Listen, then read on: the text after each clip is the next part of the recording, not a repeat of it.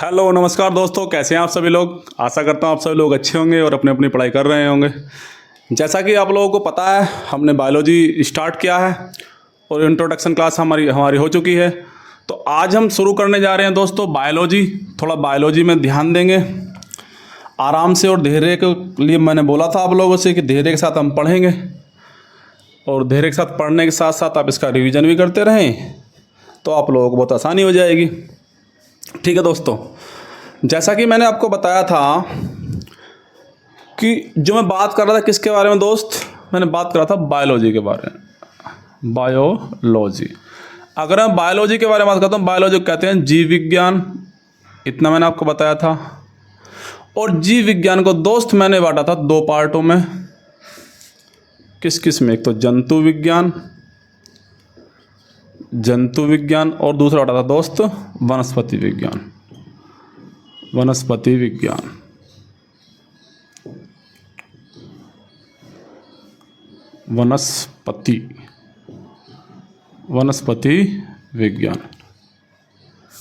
और वनस्पति विज्ञान मैंने आपको बताया था फादर ऑफ बायोलॉजी कौन होते हैं, बताइए कौन है।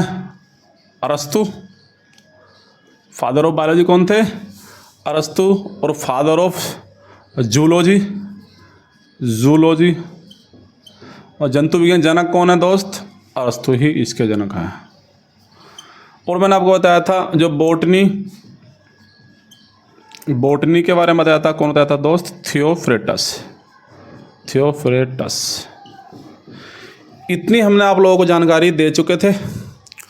और इसके आगे चलते हैं हम कुछ आज जो हम क्लास करने जा रहे हैं, आज हम एक टॉपिक स्टार्ट करने जा रहे हैं जिस टॉपिक का नाम है सेल्स। क्या नाम है दोस्त, सेल्स इस टॉपिक का नाम है। इस टॉपिक को हम ध्यान से पढ़ेंगे, बढ़िया करके पढ़ेंगे, अच्छे से करके पढ़ेंगे, ठीक है। और जहाँ भी आप लोगों को समझ में नहीं आए तो आप, हालांकि भी मैं लाइव नहीं हूँ, लेकिन आप कमेंट कर सकते हैं कि भैया यहाँ पे आपको समझ में नहीं आया है या इस टॉपिक में, इस पॉइंट में दिक्कत है, तो आप लोग इस चीज़ को मुझसे शेयर कर सकते हैं, ठीक है। अब देखिए दोस्त, जैसे कि मैंने आपको बताया था कि अब हम चालू करेंगे आज कौन सा, कोशिका को इंग्लिश में कहते हैं सेल। क्या कहते हैं दोस्त, सेल। अब सेल होता क्या है, अगर आप लोगों ने पिछली वीडियो देखी हो तो मैंने आपको बताया था कि जैसे कि एक मकान बनाने के लिए सबसे छोटी चीज़ होती है ईंट, ईंट से बनती है दीवार, दीवार से बनता है कमरा, और कमरे से बनता है क्या दोस्त, घर। ये मैंने आपको बताया था। लेकिन अगर हम इसकी कंपेयर करते हैं किसके, अपने शरीर से, तो इसके कंपेयर में सबसे छोटी इकाई होती है हमारे शरीर की कोशिका। कोशिका के बाद कौन सी होती है दोस्त, ऊतक। उसके बाद कौन सी होती है बेटा, ऑर्गन, अंग। और फिर क्या जाएगा हमारा शरीर। ये तो दोस्त, इसे कहते हैं सेल, इसे कहते हैं टिश्यू, इसे कहते हैं ऑर्गन, और इसे कहते हैं बॉडी। ठीक है दोस्त, इतनी बात समझ में आती है। तो अभी हम पढ़ने जा रहे हैं, हम पढ़ने जा रहे हैं सेल को, कोशिका को, मतलब शरीर की हमारी सबसे छोटी जो इकाई है वो क्या है, वो सेल है दोस्त। अभी सेल काम कैसे करती है, क्या सेल होती है, क्या इसके पार्ट होते हैं, उन सब चीज़ों को हम देखेंगे। लेकिन थोड़ा सा पहले इसका इंट्रोडक्शन देख लेते हैं जो सेल का। अगर हम दोस्त बात करते हैं कि जो सेल का अध्ययन, अगर हम कहते हैं कोशिका का, क्वेश्चन पूछा जाता है, कितने एग्जाम में पूछा भी गया है कि कोशिका का अध्ययन क्या कहलाता है, तो कोशिका का अध्ययन कहलाता है, क्या कहलाता है, साइटोलॉजी।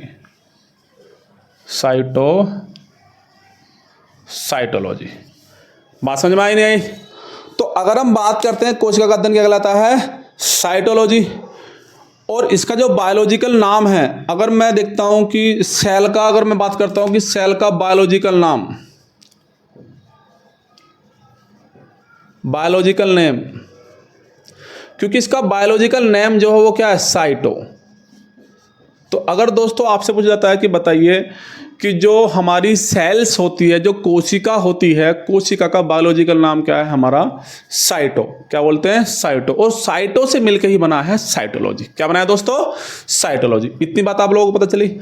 अब देखिए, चलो ठीक है, ये तो मैं मानता हूं कि सेल है और सबसे छोटा क्या है? सबसे छोटा भाग है। लेकिन इस सेल की खोज किसने करी थी? बात समझ में नहीं आई कि इस सेल की खोज किसने करी थी और क्या क्या कंडीशन रही होंगी। देखिए दोस्तों, जो सेल की खोज करी थी, सेल की खोज करी थी रॉबर्ट हुक ने। इसके खोजकर्ता कौन थे दोस्त? खोजकर्ता, किसके खोजकर्ता थे? Robert Hooke. Robert Hooke. Robert Hooke ने कोशिका की, सेल की क्या करी थी दोस्त? खोज की थी। लेकिन जब इन्होंने खोज तो कर दी, लेकिन जब इन्होंने इसका अध्ययन करा तो इनको पता चला कि ये जिंदी कोशिका नहीं थी, ये मरी हुई कोशिका की थी। तो अगर क्वेश्चन पूछता है कि बताइए जो सबसे पहले कोशिका की खोज किसने करी थी? रॉबर्ट हुक ने खोज करी थी। और एक कैसी कोशिका की थी? तो मृत कोशिका थी। कैसी कोशिका थी दोस्त? मृत कोशिका थी। ये मृत कोशिका, मरी हुई कोशिका थी भाई, मृतक कोशिका थी, मरी हुई कोशिका थी। तो अब इसके बाद में देखा कि भाई ये तो मरी हुई कोशिका है। उसके बाद में अगर एक क्वेश्चन बनता है कि तो फिर जीवित कोशिका की खोज किसने करी थी? किसकी खोज दोस्त? जीवित कोशिका की। अगर हम जीवित कोशिका की खोज की बात करते हैं, यहाँ लिख लेंगे जीवित कोशिका की खोज। जीवित कोशिका की खोज। जीवित कोशिका की खोज तो ल्यूवेनहॉक किसने करी थी दोस्त? ल्यूवेनहॉक। या इनका पूरा नाम है एंटोनी वॉन, पूरा नाम लिख देते हैं, Antony von Leeuwenhoek. Antony von Leeuwenhoek. तो अगर हम बात करते हैं कि जीवित कोशिका की खोज किसने करी थी, तो जीवित कोशिका की खोज करी थी दोस्त एंटोनी वॉन ल्यूवेनहॉक ने करी थी। इतनी बात समझ में आती है। और इन्होंने ही ये बताया था कि जो एंटोनी वॉन ल्यूवेनहॉक हैं, इन्होंने ही ये बताया था कि जब कोई कोशिका मर जाती है, सपोज कीजिए कोई मेरी यहाँ की सेल्स मर गई, भाई हमारा शरीर सबका किस चीज़ का बना हुआ है? सेल का बना हुआ है। अब हमारी कोशिका क्या है? यहाँ से मर गई। अगर यहाँ की कोशिका हमारी मर जाती है तो उसके जो आसपास की कोशिकाएं होती हैं, उसके जो आसपास की कोशिकाएं होती हैं वो उस जगह को भर देती हैं। जैसे कि आपके कहीं कट लग जाए, समझ रहे हो ना? जैसे कि आपके कहीं कट लग जाए, भाई मेरे यहाँ पे कट लग जाए या आप यहाँ से काट लो। अब काटने के बाद जो उसको घाव को भरती हैं, जो वो घाव आपका भरता है, जो आपस में जुड़ जाता है और फिर पहले की तरह हो जाता है, तो वो क्या होता है? वो कैसे होता है? तो जो सेल्स वहाँ से मर चुकी थी या मर गई थी, तो उन सेल्स की जगह जो आसपास की जीवित कोशिकाएं वो उसको क्या कर देती हैं? भर देती हैं। बात समझ में आई नहीं आई दोस्तों? तो जीवित कोशिका की अगर खोज की बात करता हूँ तो एंटोनी वॉन ल्यूवेनहॉक ने करी थी और इन्होंने ही बताया था। क्या बताया था दोस्तों? लिखेंगे, इन्होंने बताया कि कोशिका के मरने के बाद, कोशिका के मरने के बाद उसके आसपास की कोशिकाएं, उसके आसपास की कोशिकाएं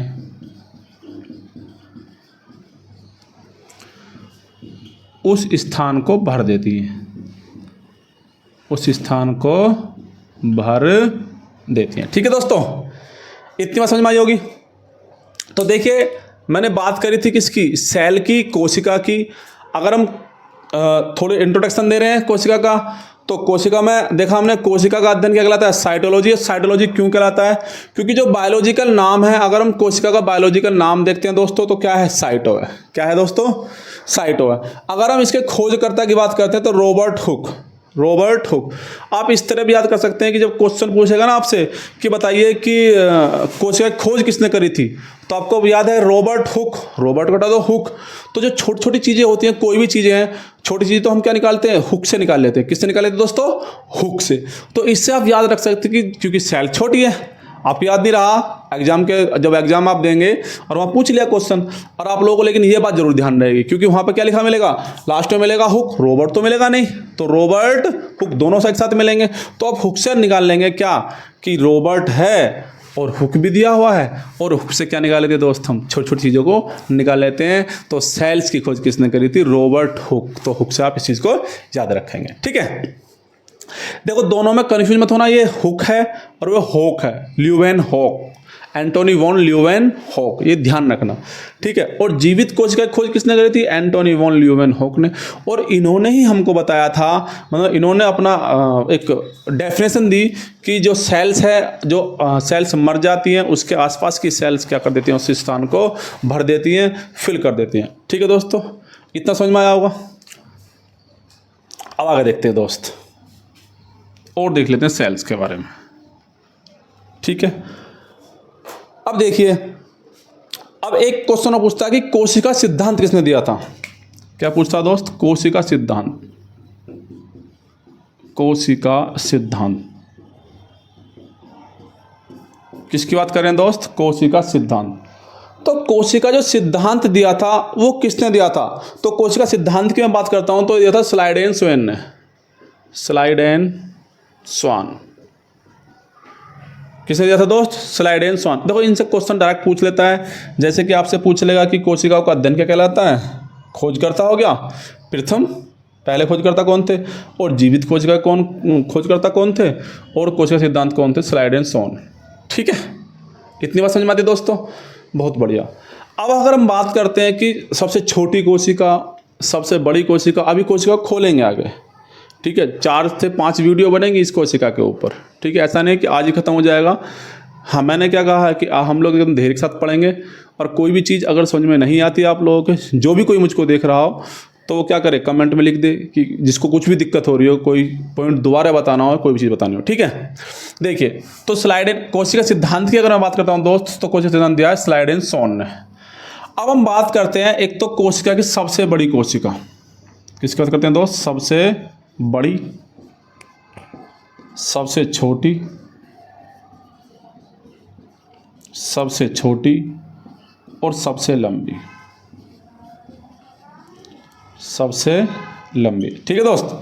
तो अगर हम बात करते हैं कि सबसे बड़ी कोशिका कौन क्या है, किसकी होती है, कैसी होती है, सबसे छोटी कोशिका कौन सी होती है, सबसे लंबी कोशिका कौन सी होती है, तो देखिए अगर मैं बात करता हूं सबसे बड़ी कोशिका की, तो सबसे बड़ी कोशिका है शुतुरमुर्ग का अंडा, शुतुरमुर्ग का अंडा, ठीक है। आप लोगों ने सुना भी होगा, अगर कोई पहली बार पढ़ रहा तो उसने सुना नहीं होगा, लेकिन 9th-10th में भी पढ़ा होगा, शुरू से पढ़ते आ रहे हैं कि जो सबसे बड़ी कोशिका है वो कौन है, शुतुरमुर्ग का अंडा, ठीक है दोस्त। अगर हम किसकी बात कर रहे हैं, हम कर रहे हैं ओवरऑल की बात, किसकी बात कर रहे हैं दोस्त, ओवरऑल की। अगर बात करता हूँ सबसे छोटी कोशिका, सबसे छोटी कोशिका माइकोप्लाज्मा, माइकोप्लाज्मा। अभी आप लोगों के शब्द अजीब से लग रहे होंगे, लेकिन जैसे जैसे इनके बारे में आगे बातें चर्चा चलेंगी तो हम बात करेंगे, ठीक है। तो अगर मैं बात करता हूँ सबसे बड़ी कोशिका की, सबसे बड़ी कोशिका कौन सी है दोस्तों, शुतुरमुर्ग का अंडा है। अगर मैं बात करता हूँ सबसे छोटी कोशिका की, सबसे छोटी कोशिका कौन सी है हमारी, माइकोप्लाज्मा है, ठीक है दोस्त। अगर हम बात करते हैं किसकी सबसे लंबी, सबसे लंबी में तो देखेंगे, अभी देखते हैं इसको, ठीक है। देखिए, तो ये तो हो गया ओवरऑल, मतलब ओवरऑल का मतलब पूरी संसार की बात है, ओवरऑल मतलब पूरे संसार में सबसे छोटी कोशिका, सबसे बड़ी कोशिका किसकी है, शुतुरमुर्ग का अंडा है, और सबसे छोटी कोशिका कौन सी है, माइकोप्लाज्मा है, ठीक है दोस्त। इतना हो गया। अगर मैं देखता हूँ मानव में, किसकी बात करते हैं दोस्त, मानव में, क्योंकि हम जूलॉजी पढ़ रहे हैं तो मानव तो पढ़ेंगे ही पढ़ेंगे। अगर मैं दोस्त मानव में बात करता हूँ तो मानव में मैं क्या बात करता हूँ, सबसे बड़ी, सबसे बड़ी दोस्त, सबसे छोटी और सबसे लंबी, सबसे लंबी दोस्त, ठीक है दोस्त। तो अगर मैं बात करता हूं इंसान के अंदर कि मानव में सबसे बड़ी कोशिका कौन सी होती है, सबसे छोटी सेल कौन सी होती है, और सबसे लंबी सेल कौन सी होती है, अगर इनके बारे में तो सबसे बड़ी जो सेल होती है वो होती है ओवम, मतलब अंडाणु। क्या होती है दोस्त, अंडाणु, ठीक है। तो अंडाणु जो होती है सबसे बड़ी सेल होती है, जो अंडाणु होती है, अब अंडाणु होती किस में, फीमेल में होती है दोस्त। किस में होती है दोस्त, फीमेल में। बात समझ में आई नहीं आई? तो फीमेल में जो ओवम बनते हैं, जो अंडाणु बनते हैं, वो क्या होती है, वो सबसे बड़ी कोशिका होती है। अगर मैं बात करता हूँ सबसे छोटी कोशिका की, किसकी दोस्त, सबसे छोटी कोशिका की, तो सबसे छोटी कोशिका बनती है मेल में। किसे बनती है, मेल में, और होती है स्पर्म, शुक्राणु। क्या होते हैं दोस्त, स्पर्म, शुक्राणु, ये बनती है मेल में। किसे बनती है दोस्त, मेल में बनती है। तो दोनों चीज समझ में आई भाई। ओवम जो बनता है, अंडाणु जो बनते हैं, फीमेल में बनते हैं, और स्पर्म, SPA लिख देते हैं, स्पर्म। मैं बोल तो रही हूँ, ठीक है, अब देख लेना, स्पर्म, तो शुक्राणु मेल में बनते हैं। अगर मैं बात करता हूँ किसकी दोस्त, सबसे लंबी कोशिका की, किसकी बात करता हूँ, सबसे लंबी कोशिका। तो सबसे लंबी कोशिका होती है हमारी ब्रेन में, मतलब ब्रेन ऐसे मान लीजिए, जो न्यूरो सिस्टम होता है ब्रेन में, ठीक है, किसमें, ब्रेन में। तो ब्रेन में मिलते हैं, इसको कहते हैं तंत्रिका। तंत्रिका क्या कहते हैं दोस्त, तंत्रिका, यानी कहते हैं नर्व्स, नर्व्स, ठीक है। नर्व्स होता है, या इनको कहते हैं नर्व्स, हाँ नर्व्स कह सकते हैं, न्यूरॉन कह सकते हैं, न्यूरॉन ठीक रहेगा, यानी न्यूरॉन बोलते हैं, न्यूरॉन, न्यूरॉन। क्योंकि जो एग्जाम में मिलेगा आप लोगों को, मिलेगा क्या, न्यूरॉन की सबसे लंबी सेल जो है वो कौन सी है, वो दोस्त है न्यूरॉन। इतनी बात आप लोग समझ में आती है, जो कहाँ पे मिलती है, हमारी ब्रेन में। कहाँ मिलती है दोस्त, ब्रेन में मिलती है, ठीक है। इतनी बात समझ में आई आप लोगों को, ये नोट डाउन कर लीजिए, स्क्रीनशॉट ले लीजिए, ठीक है।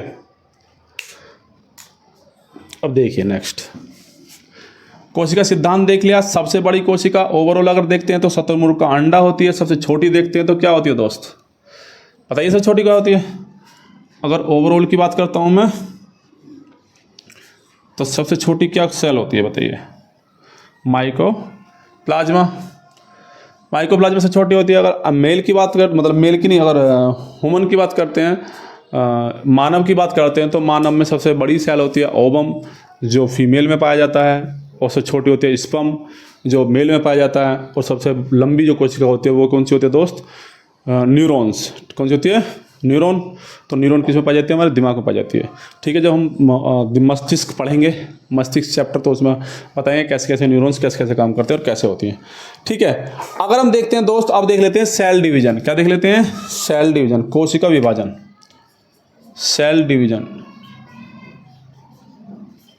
सेल डिवीजन की अगर बात करता हूं तो यह कोशिका विभाजन, कोशिका विभाजन। अब कोशिका विभाजन, हालांकि हम सेल डिवीजन आराम से पढ़ेंगे, तो किस किस तरह सेल डिवीजन होता है, कैसे एक सेल टूट के दूसरी सेल में बनती है, ये सब चीज़ों को जो हम अभी थोड़ा चलेंगे आगे अगली क्लास में, तो देखेंगे इसको डिटेल से पूरा। अभी फिलहाल ये देख लेते हैं कि सेल डिवीजन जो होता है सबसे ज़्यादा कहाँ होता है, क्योंकि क्वेश्चन इसी तरह से बनते हैं। तो अगर मैं बेटा बात करता हूँ किसकी, सेल डिवीजन की, तो सेल डिवीजन की अगर बात आती है कि सेल डिवीजन सबसे ज़्यादा होता कहाँ है, तो सबसे ज़्यादा होता है लीवर में। कहाँ होता है दोस्त, लीवर में। जो हमारा लीवर है, तो लीवर में सबसे ज़्यादा हमारा क्या होता है, सेल डिवीजन होता है, ठीक है। और अगर मैं बात करता हूँ सबसे कम, जो सबसे कम सेल डिवीजन होता है वो कहाँ होता है, ब्रेन में, ठीक है दोस्त। किसमें होता है, ब्रेन में। लीवर को कहते हैं यकृत, इसे कहते हैं मस्तिष्क, मस्तिष्क, मस्तिष्क कैसे लिखते हैं, मस्तिष्क, ठीक है दोस्त। क्या कहते हैं, मस्तिष्क। इतनी बात समझ में आती है आप लोगों को, इतनी बात आप लोगों को समझ में आती है तो बहुत बढ़िया है। देखिए, तो अगर मैं सेल डिवीजन की बात करता हूँ, किसकी बात करता हूँ दोस्त, सेल डिवीजन की, तो सेल डिवीजन कहाँ होता है, लीवर में होता है। और कहाँ होता है, ब्रेन में होता है, ब्रेन। और ब्रेन क्या कहते हैं, मस्तिष्क, साफ लिख देते हैं थोड़ा, मस्तिष्क हो गया, ठीक है। इतनी बात समझ में आई। अब देखिए, देखो मैं जो बात कर रहा हूँ सबसे कम की, सबसे ज़्यादा विभाजन, इसको लिख देते हैं सबसे ज़्यादा विभाजन, और कर रहे हैं सबसे कम विभाजन। जैसा कि आप लोगों ने देखा होगा, अगर किसी के चोट में नहीं, किसी को सर में चोट लग जाती है तो वो इतने आसानी से ठीक नहीं होता है। क्यों? क्योंकि वहाँ पर ना हमारी सेल्स जो होती हैं वो डिवीज़न ही नहीं कर पाती हैं, सेल डिवीज़न होता ही नहीं है। कहते हैं ना कि डॉक्टर कहते हैं कि भाई सर में चोट लगी है और ब्लड जो है वो अंदर की तरफ चला गया है, और जबकि अगर हमारा एक्सीडेंट हो जाए, हड्डी टूट जाए या मांस फिसल जाए तो वो अपने आप ठीक हो जाता है आराम से पट्टी वट्टी करवा के। तो दोनों में क्या अंतर है? तो दोनों में दोस्त यही अंतर है, क्योंकि जब हमारे ब्रेन में चोट लगती है तो ब्रेन की जो सेल्स होती हैं उनमें सेल डिवीज़न नहीं होता है। मतलब जो स्थान, जो खराब कोशिका सेल्स, जो कोशिका है, जो सेल है, जो वो खराब हो गई है तो उसको भरने के लिए सेल डिवीज़न नहीं है। लेकिन अगर हमारे शरीर में और कहीं पर भी चोट लगती है तो क्या हो जाता है? सेल डिवीज़न हो जाता है अच्छे से, और बढ़िया करके उस पार्ट को दूसरी सेल्स, जो आसपास की सेल्स होती हैं, वो भर देती हैं। ठीक है, अब ये सेल्स काम कैसे करते, कैसे नहीं करते, इस चीज़ के बारे में बात करेंगे। ठीक है, कि कैसे भरती हैं और कैसे जो अंदर गंदी रह जाती है उसको कैसे ख़त्म करती हैं। जैसे कि आप लोगों ने फिल्म देखी होगी तेरे नाम मूवी देखी है ना। तेरे नाम मूवी में बेचारे को मारते हैं, उसको सलमान खान को इस तरह सर से दबा के ट्रेन में मार देते हैं ना, तो क्या होता है? पागल। क्योंकि जो उसके सर में जो चोट लगी है, जो उसकी सेल्स मर गई थी, तो वो क्या होंगी? वो सेल्स डिवीजन नहीं करेंगी, विभाजन नहीं करेंगी, और विभाजन नहीं करेंगे तो क्या हो जाएगा? वो बंदा पागल होगा, कुछ ना कुछ तो होगा। कोई कोमो में चला जाता है, कोई सर में चोट लगी कोमो में चला गया, डॉक्टर कहता है कि भैया उठ भी सकता है, नहीं उठ सकता। क्यों? क्योंकि अगर उसके शरीर ने काम करा और उसको ऐसी चोट लगी होगी कि जो सही हो सकती है, क्योंकि चीज़ें जो हमारे बॉडी के अंदर कुछ भी चेंजेस आते हैं, कुछ भी चीज़ें होती है, किसी पार्ट में चोट लगती है, कुछ भी होता है, तो ये सब चीज़ें हमारी डिपेंड करती हैं सेल के ऊपर। बात समझ में आई नहीं? तो ये क्या होती है? तो इसीलिए सेल डिवीज़न बहुत अलग तरह से होता है। तो दिमाग में सेल डिवीज़न हो नहीं पाता है, इसीलिए क्या होता है? मामला खराब हो जाता है और वो बेचारा पागल वागल हो जाते हैं या कोमा में चले जाते हैं। तो अगर आपसे क्वेश्चन बनता है कैसे, किस बताइए सबसे ज़्यादा सेल डिवीज़न मानव शरीर में कहाँ पे होती है? तो लीवर में। देखिए, बस सबसे तेज, अगर आपकी लड़ाई होगी, सपोज कीजिए किसी से, ठीक है, अभी आपकी लड़ाई होगी, एक छुरा लेके आया, अब वो कहेगा कि भैया मार रहे आपके, तो आप क्या कहो? तो इधर मत, इधर मारो, इधर कहाँ पे लगवाना है? लीवर में। क्यों? अगर लीवर में कट लग भी गया तो क्या हो जाएगा? बहुत जल्दी वो रिकवर हो जाएगा, क्योंकि सबसे ज़्यादा जो सेल डिवीज़न होता है किसमें होता है? लीवर में होता है। सर में मत लगवा लेना। पुलिस वाले कहते हैं हेलमेट लगाइए, तो हेलमेट क्यों लगवाने के लिए बोलते हैं?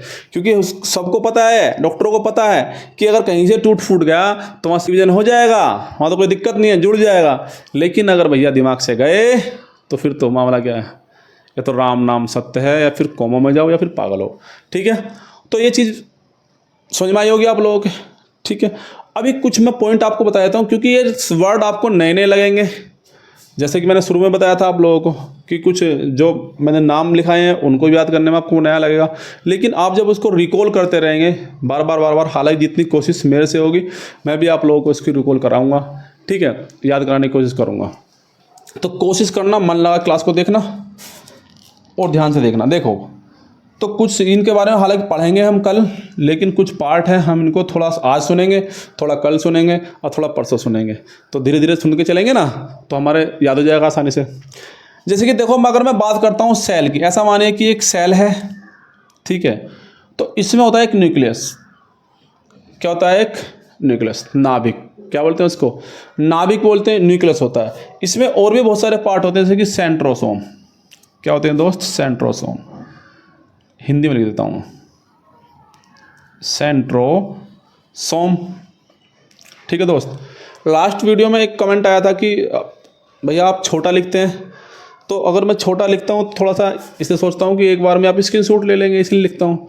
और दूसरी बात, मैं बोलता भी तो हूँ दोस्त, चलो आप तो मैंने वैसे बड़ा बड़ा लिखा है। ठीक है, तो सेंट्रोसोम हो गया, इसे बोलते हैं नाभिक। ठीक है, केंद्रक भी कहते हैं इसको, नाभिक या नाभिक तो इसको वैसे उसमें बोलते हैं फिजिक्स में, इसको केंद्रक ले लेते हैं, केंद्रक। ठीक है, एक सेंट्रोसोम हो गया। एक होता है हमारा माइटोकॉन्ड्रिया। क्या होता है दोस्त? माइटोकॉन्ड्रिया, माइटोकॉन्ड्रिया होता है। अब इनके हम सगले पार्ट देखें, एक लाइसोसोम होता है। क्या होता है दोस्त? लाइसोसोम। ठीक है। एक ईआर होता है, ईआर मतलब एंड्रोप्लाज्मिक रेटिकुलम, एंड्रोप्लाज्मिक रेटिकुलम, रेटिकुलम। देखो दोस्त, अगर आप लोग सोच रहे हो कि ये अजीब अजीब से शब्द आ रहे हैं अब तो क्लास बंद करते हैं और चलते हैं, तो ऐसा करने की आवश्यकता नहीं है। मैंने आपसे बताया ये आसानी से याद नहीं होते हैं। हाँ, याद आप सोचोगे कि आज क्या याद हो जाएंगे, नहीं होंगे। जिसने पढ़ रखे होंगे उसके हो जाएंगे पक्का, जिसने 10th क्लास में अच्छे से ध्यान से पढ़ाओ, क्योंकि हम पहले तो पढ़ नहीं पाते हैं अच्छे से, सोचते हैं कि हाँ बस क्लास पास कर लें और काम ख़त्म। और दिक्कत कहाँ देती हैं? दिक्कत देती हैं इस टाइम आके। ठीक है, तो मैंने आपसे बताया कि इनको जब बार बार हम रिकॉल करेंगे, और रिकॉल आपको करने की जरूरत नहीं है, मैं ही रिकॉल करा दूंगा। अभी जब 10-5 बार ये बोर्ड पे लिखे जाएंगे बार बार, और फिर इसके हर एक के बारे में कि सेंट्रोसोम का क्या काम होता है, केंद्रक का क्या काम होता है, माइटोकॉन्ड्रिया क्या काम होता है, लाइसोसोम का क्या होता है, एंड्रोप्लाज्मिक रेटिकुलम का क्या होता है। तो जब इनके सबके पार्ट्स होंगे अलग अलग और इनके काम देखेंगे हम, तो ये आपको आसानी से याद हो जाएंगे, कोई दिक्कत नहीं है। ठीक है। एक होता है राइबोसोम। एक क्या होता है दोस्त? Ribosome, ribosome. ठीक है। एक होता है गोल्जी बॉडी। क्या होता है दोस्त?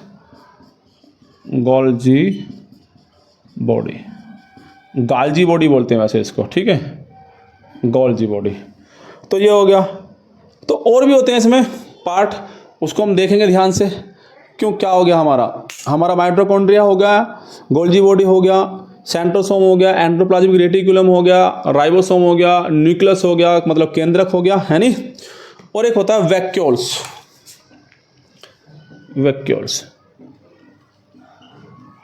वैक्यूल्स होता है। तो इन सब चीज़ों के बारे में थोड़ा देखना है और आप लोग इसको देखना, और ठीक है, इनको बार बार बोलने की कोशिश करना। ठीक है, इससे आगे इनके सबके पार्ट चलेंगे कि ये सेंट्रोसोम का क्या काम होता है, केंद्रक। तो कोई भी, अगर हम केंद्रक की बात करते हैं मोटा मोटा देख लेते हैं, क्योंकि कल तो पढ़ना ही हमको। तो जो सेंट्रोसोम होता है, सेंट्रोसोम क्या करता है, केंद्रक क्या करता है। जब केंद्रक हमारा क्या करता है, अगर हम कहते हैं कोशिका का दिमाग किसे कहते हैं, कोशिका का दिमाग की अगर दोस्त मैं बात करता हूँ तो वो केंद्रक होता है। माइटोकॉन्ड्रिया, जैसे कि आप लोगों ने पढ़ा भी होगा कि सेल का जो पावर हाउस होता है, तो पावर हाउस किसे कहते हैं, तो माइटोकॉन्ड्रिया कहते हैं। लाइसोसोम क्या कहता है, जैसे कि इसे कहते हैं, इसको बोलते हैं कि आत्महत्या की थैली। क्या बोलते हैं इसको दोस्त? आत्महत्या की थैली। क्योंकि ये क्या है, ये पूरी, इसकी इतनी पावर रखता है कि पूरी सेल्स को मार सकता है, अपने आसपास की सेल्स को ही मार सकता है। ठीक है। वैक्यूल्स क्या काम करता है, किस तरह होता है, कैसे होता है। गोल्जी बॉडी क्या काम करता है, राइबोसोम क्या काम करता है, एंड्रोप्लाज्मिक रेटिकुलम क्या काम करता है, इन सब चीज़ों के बारे में देखेंगे दोस्त कल। ठीक है, आप लोग इसको थोड़ा देख लेना और अच्छे से पढ़ना। आशा करता हूँ आप सभी लोगों को ये क्लास पसंद आई होगी। आप धैर्य के साथ पढ़ें।